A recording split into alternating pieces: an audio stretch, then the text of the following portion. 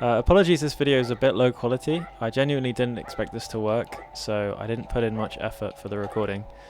But here I am out of bounds, just outside of the room with the big goron that gives you the powder keg. So the main mountain village and that little room that he's in are actually two separate rooms, so when you go into one, the other one completely unloads. So it's this tiny little box room with not much in it. There's like a crate, there's the big goron, not many actors, quite simple. And so you can do something called actor dupe, where you get out of bounds from that room, you go into the kind of main area which is unloaded, and then you can keep side hopping sort of in and out of this loading plane you see here.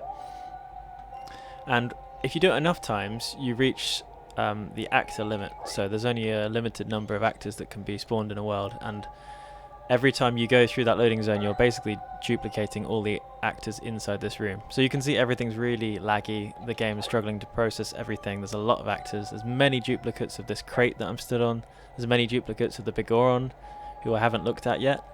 And the reason I haven't looked at him yet, I'm kind of like shuffling sideways, is because there are so many of them that the game can't draw them all. So you can see here I try and pull 2 bombs. The second one doesn't come out because I'm at the actor limit. What I'm doing now is I'm speaking to the biggoron. It looks like the game is frozen, but it is still running. It just isn't rendering because there are so many gorons on the screen right now.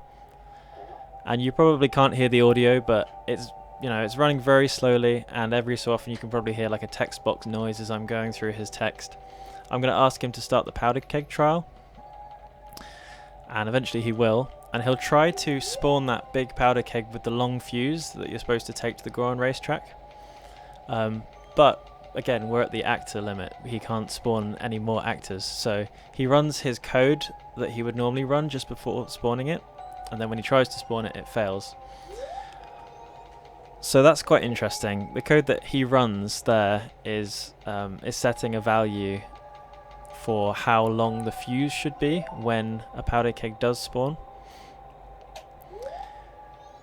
So I'm just going to get through the rest of his dialogue and escape and put my camera around so he's not trying to render anymore, and you can see the frames are coming back. And I'm just going to get far away from him because it can be quite hard to navigate when he's on screen and everything freezes. And I'm just going to play Song of Soaring now just to kind of try and get out of here safely. So what normally happens in the powder keg trial, the biggoron sets a global variable for the fuse length, the powder keg sort of fuse timer, and then the powder keg spawns, and when the powder keg spawns, the powder keg checks that global variable to see how long should my fuse be, and it grabs that the value of the global variable, and it kind of keeps it in its own actor instance, and then it sets that global variable to 0. But because the actor didn't spawn, that global variable for the fuse timer was never set to 0. And when it's not 0, the next time you load a scene, you'll be holding a powder keg with that length fuse. So you can see here I was able to soar to an owl statue. It could have been any owl statue. And Goron had the powder keg with the very long fuse in his hands. And here I'm showing off another glitch. This is a very weird one.